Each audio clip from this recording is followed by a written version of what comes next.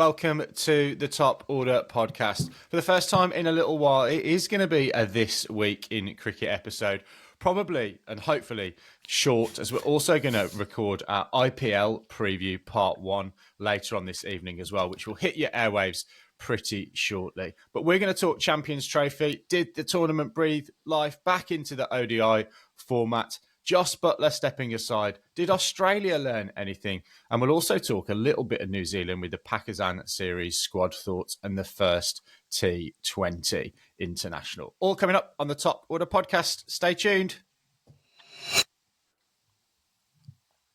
Well, boys, we're going to be talking a lot of IPL cricket over the course of the next 3.5 years for this extended version of the tournament. But no, jokes aside, IPL starts on the 22nd of March. We're recording this Sunday, the 16th of March here in the UK. The time zones, I can't even remember. What day is it in New Zealand? It's still Sunday, It's still right? Sunday. Yeah, it's still Sunday. Still Sunday. And I'd like it to still be Sunday when we finish this episode.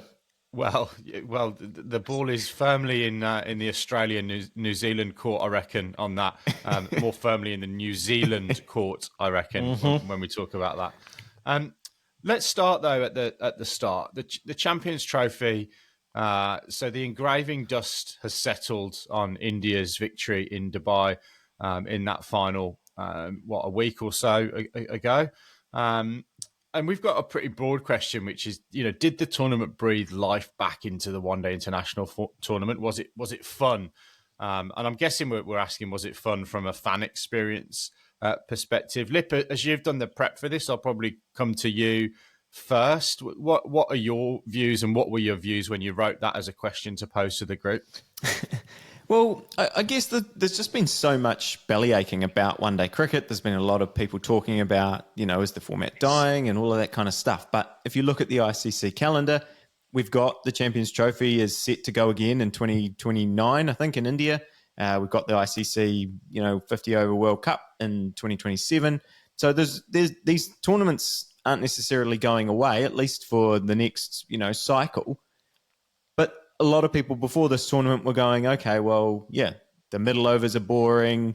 What are we going to do about ODI cricket? It's not as fun as T20 cricket. It's not as interesting as Test cricket because it's not, it's the in-between format, and it seems like nobody wants to play bilateral ODI series anymore because you can have a T20 game and be done in 3 hours and get the same amount of money, probably fill a bigger crowd, to be honest, in a lot of different territories. So, I just kind of thought from that point of view, did my side of things, I don't know that if you watched this tournament and went, I don't like one-day cricket, I don't think this tournament's necessarily brought you around. But for me, I've always enjoyed one-day cricket, and I quite enjoyed this one. I don't think it moves the needle in terms of capturing new fans, the Champions Trophy, in the cricket that was played, all of it, all put together, in totality. It doesn't detract from or create more questions about what is the future of one-day international cricket. But I think it is clear to everyone who's watched one-day international cricket and the scheduling and the balance of cricket evolve over the last 5 years is that ODI cricket really only has a place at major tournaments now. It only really has a place in terms of capturing viewership, capturing interest from the players, capturing interest from the fans, and not even casual fans. I'm talking about dedicated fans of cricket in that Champions Trophy, World Cup kind of cycle. I think outside of that, there is very little interest for me personally in any bilateral one-day international cricket going forward. And that's only minorly behind the lack of interest in in T20 bilateral cricket going forward. So there is so much cricket being played nowadays that I think there's very little room in the calendar for meaningful, bilateral or trilateral ODI cricket anymore. I think we're in the phase now where it's just ODI World Cup or bust, really, from a fan perspective. Jamie, do you think that that's a problem? So let's say, can a format still exist if no one ever really plays it outside of the major tournaments? What happens with football? Yeah. Yeah. I mean, maybe it grabs a little bit more attention because it's less familiar. So actually, if it happens only every 2 years, then actually there's a bit more gravitas to it. The argument then is teams aren't probably playing that format as well. because they're not doing it as regularly. But yeah, I think, becomes a bit like the Olympics or the Euros or, the World Cup. You sort of stagger it, and therefore there is a build up to it, and teams can probably have a bilateral series that feed into that help them prepare. But all these things are kind of, real impact on the schedule, and we already know how sort of painstakingly crammed that is. I think for me, I really like you, Lippy. I watch cricket, any form of cricket, so I really enjoyed it. I think the one thing is it's so formulaic, and when you get to T20, it isn't as formulaic in the sense that you've got your power plays, you've got your middle overs, and albeit we saw some fairly big scores scored and chased down, that there is still quite a clear formula to it, and I think that is where there needs to be a bit of a change up and a think up about how it becomes less predictable. All teams pretty much play the same version of ODI, I would perhaps argue. There's some slight variance, but it is kind of go hard early, consolidate in the middle overs, and then go hard at the end if you're batting. And then it's try and take wickets early, loads of spin in the middle overs, and then mix up and change up at the end. And all teams around the world just seem to play that same format. And I think that's where, the ICC maybe just need to think about, is there things they can do to the format so it becomes less formulaic, I suppose. But yeah, that's my take on it. I don't know what you guys think. Yeah, for me, I like the Champions Trophy. I really like the format. I like the fact that it's short and sharp. I think, yeah, maybe it's because, we're trying to sort of find some comparisons, and maybe it's just because we've talked about Jamie's ongoing issue at the moment, which is that he's, multi-trophy winning 13 Premier League titles in the last 30 years, club's struggling for a little bit. So there's a football link to this conversation. The format of a football World Cup, whilst the game is the same, international football is very different, I think, to domestic football. And I'll probably see the same thing in terms of ODI cricket. And I can talk a little bit about what that looks like in the UK. In the UK, we're using I think it's called the Royal London Cup currently, almost as a little bit of a sort of a development tournament because it's so close in proximity to the other white ball formats here. And it is very different because you haven't got the high pace and you haven't got the really, different mystery spin in that tournament. So then when you are playing ODIs, it feels very, very different. I wonder, and one of my questions is whether or not the Champions Trophy, if they made a couple of little tweaks to it, which is probably extend it to 10 teams, because I think there probably is 10 teams that can play in it, and arguably even 12 teams, but I think you want to keep it short and sharp. Does it become more of a showpiece and almost like the Champions League? And then the World Cup becomes more like the FA Cup, if I extend that football tournament analogy, where everybody's got a chance to get there and you've got all the associate nations and you have this big tournament where everybody plays everybody. So I really like it. I think in terms of the ODI format, there needs to be some tweaks made to it. I don't know 100% what those tweaks would be. For me, I'd go back to one cricket ball because I think that adds a bit of a little bit of a different bent on the game. Yes, you might still then need to end up changing the ball occasionally if it does get a little bit scuffed, but I think it brings reverse swing into the game a little bit more. It brings probably a little bit more nuance into the game. And then I also think they need to do something with the field settings as well, and the ability to have 4 and 5 players out of the circle for periods of the game, because I think the power hitting that we've seen has probably changed that. So I think again, a little bit more cat and mouse and nuance in those middle overs would probably make it a little bit less formulaic. But look, I thoroughly enjoyed the tournament, maybe because we were talking about it every day throughout the course of it, and therefore we had to watch the cricket. And I would have watched England's games 100%, but if we weren't doing a podcast, I wouldn't have watched the others, I don't think. Whereas, certainly with a marquee football tournament, I tend to watch. I'm quite happy to tune in and watch Nigeria play against Tunisia, just because it's something different to watch. But from a cricketing perspective, wouldn't always do that. I liked it. I think your point about the short and sharp is something I've come around to, because I've always thought with these ODI World Cups, you really, like, the best thing about them is that the best way to find the best team to be the winner is for everyone to play everyone and all of that kind of stuff. But I loved the knockout, the jeopardy part of this tournament, and I do wonder if the World Cup should potentially look at ways to introduce more of that.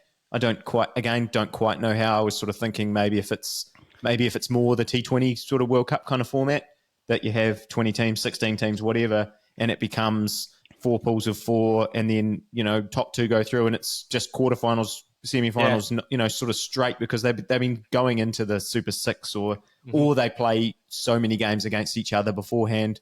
I don't know. Those tournaments do end up dragging on, and they do end up, they feel a lot longer, and they feel a lot like, Australia, right? We were writing them off. Like in the 2023 World Cup, we were saying, oh, well, they're out of the tournament after the first 3 games.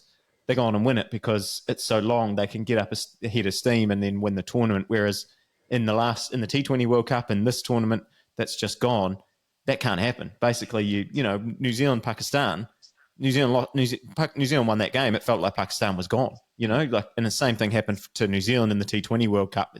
Those games sort of just feel like they've got a lot more on them. And I don't know. Yeah, I feel like if the World Cups are going to happen so regularly, maybe we do need that element of jeopardy to happen all the time. You could let one team play at the same venue for all their games or something like that. That just do it one team in each tournament. Look, tongue firmly in cheek on that one. Shall we move on and talk a little bit about Australia? So, Baldy, obviously some injuries going into the tournament, particularly your seam attack. What did you learn, or did you learn anything about the players that came in for some of those guys? Anyone force their way into your best 11? And I guess the caveat to that is, no one plays any real meaningful ODI cricket for a little while. Yeah. And this is the problem. I think the only guys who I think probably were on the verge of forcing their way into a national conversation that weren't already in the frame was Ben Dwarshuis. I thought he had a good tournament for Australia. But if Stark, Cummins, Hazlewood, Ellis, Abbott are all fit, I think he's 6th, maybe even 7th in the pecking order. So nothing really changes there. Inglis and Carey have created an interesting dilemma for Australian selectors in what they do in the middle order. Fortunately, now with retirements and injuries and ongoing sort of aging of the side, there's room for probably both of those guys now anyway going forward. But the real disappointing factor for me was the lack of progress, or the lack of, a stamp of authority by either McGurk or Connolly or any of those kind of really young players. Short's injury curtailed his tournament. I thought he played actually pretty good until he got injured. He was probably on the verge of being one of the guys who made a bit of a statement about whether or not he should be first choice in that Australian format going forward.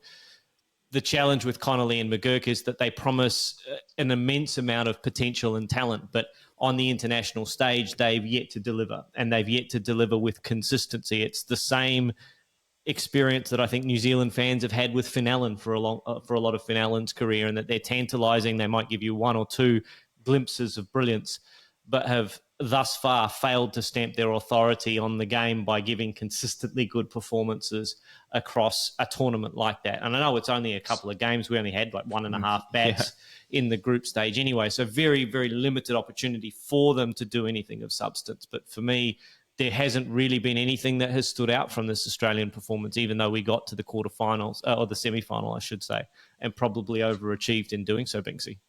I do think Inglis probably deserves a little bit more of a mention maybe than you've given him, because I mentioned him. Well, no, you mentioned him, but if you think of this tournament plus, I think back to the Sri Lanka series as well. So maybe over the last 3 months, he was someone that I've always thought is very much on the fringes. Maybe that was my own perception, but I feel like now he's said, well, look, now I can score a Test 100. And I can score an ODI 100, and obviously with Steve Smith stepping aside and being out of the ODI, again, there's a while before we might see some ODI cricket again. But he's someone who at least has said, "Well, I'm here." Yeah, but by the time we play again, he could be in his mid-40s. By the time we play any more meaningful, bilateral ODI cricket. I mean, tongue fairly firmly in cheek with that. That Australian side is starting to get older, and what the hope is that these young guys will come in and inject some fresh blood into the team. But it is good to see Josh Inglis give us more options in that middle order. I think particularly in Test cricket, we're going to have to start looking for people going forward, because either guys are going to have to slide up or guys are going to have to slot into that middle order, or something's going to have to change there in 18 months, 24 months, etc. So he's been a good one. Should we move to England, Binksy and Jamie? What the big news that's come out of after the Champions Trophy is Jos Buttler's stepping down, as you said in the intro, and I'm intrigued. And I can't remember if you guys mentioned it at the end of that England, the last episode that we did of England. I don't think I was on that pod, but Harry Brook is the one that's being touted as the replacement. What do you guys think about that? Because when I look at Harry Brook, I don't necessarily know, don't know about his leadership qualities. He's not someone that immediately went, oh, he's the natural successor in any way to be a captain. Well, first and foremost, nice segue from Josh Inglis, one Yorkshireman to another. We'll talk about Harry Brook next. Look, I'll keep this really short and sweet. I think Harry Brook, is really, really well thought of in that England group. We don't play one-day international cricket again until September. I think probably from a media perspective, they might be reading quite a lot into the fact that he's pulled out of the IPL for a second time in succession. There's been talk about us actually having three captains, one for white ball, one for red ball, one for T20, one for ODIs. I think also with the Ashes, with the India cricket coming up as well, they're going to need to be, I think, a bit cuter with the way that they pick their squads. They can't have everyone everywhere all at once. So it might be a little bit of a horses for courses, particularly with that September ODI stuff. So, like I said before we hit record on this, I just think there's too long to go before we play. They're not going to announce it now. That and they'd be stupid if they did. I think they've got to wait until the dust settled on the Ashes, the dust settled on the India series. So I think they'll just go horses for courses and pick a squad for those ODIs in September, and then pick a captain from it. And it might be that they go with Harry Brook, but they've given a little bit of captaincy experience to Phil Salt. I think even to Liam Livingstone, Jamie. So they've got some options. But I just, it's too early to predict those particular tea leaves, I think. And whatever we say now, I think he's going to be wrong in 6 or 7 months' time. I think there probably needs to be, as we say, when we have a little bit of more clarity around one-day cricket and what the kind of the next big event is and that sort of stuff, it feels like there needs to be some contingency planning there or strategy, so you build up to that. And I guess the captaincy would fit into that. Playing devil's advocate, I had a conversation with a friend last week, and they were just talking about, are we getting to a stage in cricket where we have non-playing captains? And I didn't necessarily have a particular answer to that, and that's probably an episode in itself. But it did get me thinking that, is that a thing? Could that be a thing? I'd like to think it isn't, but then I could see also maybe some pros and cons surrounding that. But well, Mike Brearley a chance to captain England in 2029 in the World Cup. Well, they didn't quite use that example, but I think that's what they were indicating. If you've got a Mike Brearley type character, but then I was kind of going, how different is that to kind of the coach or the analysts that you would have? They're giving advice from Owen Morgan holding up those signs and all that sort of stuff.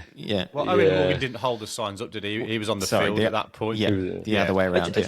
It is an interesting conundrum, isn't it? Because we generally know, particularly in Test cricket, that averages do take a bit of a hit once somebody steps into that captain space because of the burden that the captaincy brings. But would I like to see non-playing captains? I'm not sure. I think cricket, has a historical connection with that role, and but that's not a reason to keep it, of course. But well, let's not dwell too long on it, else we'll be talking about AI captains, agentic AI. I stopped short of that. I stopped short of AI. Yeah. But we could go into that. Let's not. I've got a Sunday my lunch second appointment. Yeah. Should we move on and talk about your home nation? So New Zealand, Pakistan series, squad thoughts on the first T20. So, I mean, we're talking about all this. When are we going to play? You guys are going, when are we going to play again? New Zealand goes, from the final in Dubai, and then a week later, we just played a T20 game against Pakistan this afternoon. It seemed like it was going to be over in about 5 overs at the start of that game. But yeah, it's I don't know. Squad news first up. I would say that the big talking point here in New Zealand has been more around not necessarily this squad was always going to be missing all its IPL players. And I think when everyone saw it on the calendar, everyone went, oh, okay, cool. This is going to be another one of those squads that we've sent to Pakistan in the past where we see a bunch of new names, a bunch of new domestic players, New Zealand A players being blooded. And that's not what has happened. Some of those players that have been on those tours are there, the likes of Mitch Hay, Zach Folkes, those Tim Robinson, those kind of players who are, now trying to push themselves into first 11s and particularly in the T20 format. But what we have seen, and the selectors have come and talked about it, is the likes of Jimmy Neesham, Tim Seifert, Finn Allen, and even Ish Sodhi kind of back in the mix, which I think came as a bit of a surprise, and particularly for the first three, in Seifert, Neesham, and Allen, because they either turned down contracts in some cases. They turned. I think Seifert turned down a domestic contract because he wanted to go out and play the T20 stuff, and they've basically had to say, we want to be involved we're prepared to be in the build-up for the T20 World Cup in 2026. We're prepared to make ourselves available for all of those, all of these bilateral series to have a chance to play in this. So I think that's probably the most interesting thing to come out of that. And, we've seen Tim Seifert didn't bring his hands to today's game, dropped a couple of, one in particular really easy catch, but, got New Zealand off to a flying start. And I think for him, if he gets himself in the mix and can keep himself involved, we've been going, what are we going to do with what are our options wicket keeping wise in that format? If Devon Conway is out of form, who are we going to play? Tim Seifert now throws himself into that mix with Mitch Hay. And so there's a lot of guys. I think it broadens the pool, I suppose, of people we can play with. So I think it's a good thing, whereas I have seen a lot of belly aching about, we should be giving some of these young guys a game. But I think the thing Pakistan did that and they got hammered, right? Pakistan had almost as many debutants as there were debutant Formula One drivers today in Melbourne. There was at least 5, if not 6. Actually, maybe there were only 3 or 4 Pakistan debutants, but they gave opportunities to a lot of young players and it didn't translate into success on the field. If New Zealand had done that and gotten rolled for 95 and beaten by 7 or 8 wickets, the fans would be out for blood, saying, well, how dare you cheapen the jersey by giving the cap away to young players who, clearly aren't up to international standard. Now, I'm not saying that if you pick 4 or 5 New Zealand debutants that's what's going to happen, but you can't have your cake and eat it too from a selection perspective. If those players are going to make themselves available for a campaign in 12 months' time and they are still in your best 16 to 20 guys, surely they deserve the spot, do they not? Oh, as I said, I think it's a good thing. I think it's a good thing. Those guys are clearly up to international standard. They've showed in the past, and they go around the world and play T20 tournaments and make an impact. So I think it's good that if they want to be in it. I mean, as you said, there's still going to be question marks around a lot of them. A lot of them have been quite inconsistent around the performances that they've been able to deliver. And I think, one of them that has come back into this side that it's not in those 4 that I think I would like to highlight is Kyle Jamieson, because if we're talking about the Champions Trophy, it was a surprise to me that they took him to that tournament. Obviously, injury enforced after Sears and Ferguson were ruled out, but he was brought over. He was immediately put into the side ahead of Smith and ahead of Duffy, and absolutely looked the part. He looks like he's come back in fantastic rhythm. The ball is swinging, and he ripped Pakistan apart today. He was unplayable in his first 3 overs today. And the key technical change is he's not jumping as high anymore. So that's looking after his back. He's more, and forgive me the nerdy deep dive here into the technicalities of it, but he's more through the crease than up and down at the crease, which I think will protect his back going forward. There's less injury, there's less, potential for torsion from a biometric perspective. So Seems to be helping the outswing too. I like the change that they've made, and he looks like he's going to be super important for New Zealand going forward, and he could be all formats super important for New Zealand going forward. Oh man, it's just so enticing to think that him and O'Rourke, that we just hope these injuries. I think that's the big thing, because when Wagner, Southey, Bolt all disappeared, and we went, oh no, this is going to be a tough time for New Zealand. There is a crop here that could replace them. It's just whether any of them can stay fit, in the likes of Sears and Jamieson and O'Rourke. And Henry leading the attack. Yes. You've got 4 good pace bowlers again now. So you don't have to pick a spinner anymore. So that makes everybody happy. And that's probably it. That's all we have time for from the New Zealand desk. Yeah, well, yes, that is all we have time for on biometrics today. We'll be back next week to talk about whether bionic arms should be allowed in cricket. But no, in all seriousness, it was a surprise to me in terms of the squads for both teams, because I just had to look up that the game had even taken place, which talks a little bit about the folly, I think, of playing international cricket so soon after a major tournament. You would have thought these guys deserve a week on a beach somewhere. Before that, but such is the revenue that's required from TV companies, etc., that make that pretty impossible now in the modern game. But yes, that is all time we've got time for on the Top Order podcast this week in cricket. But rest assured, there is going to be lots and lots of content coming up, including our IPL preview part 1, which will hit your feed over the course of the next 2 or 3 days, and then part 2 next week, as we cover half the teams this week and half the teams next week. And then we will be in your feeds with regular content throughout the course of this IPL 2025. But for now, it is good morning from Jamie and I here in the UK, and good night from the boys in the Rack and Opinion. We'll see you next time on the Top Order podcast. See you later.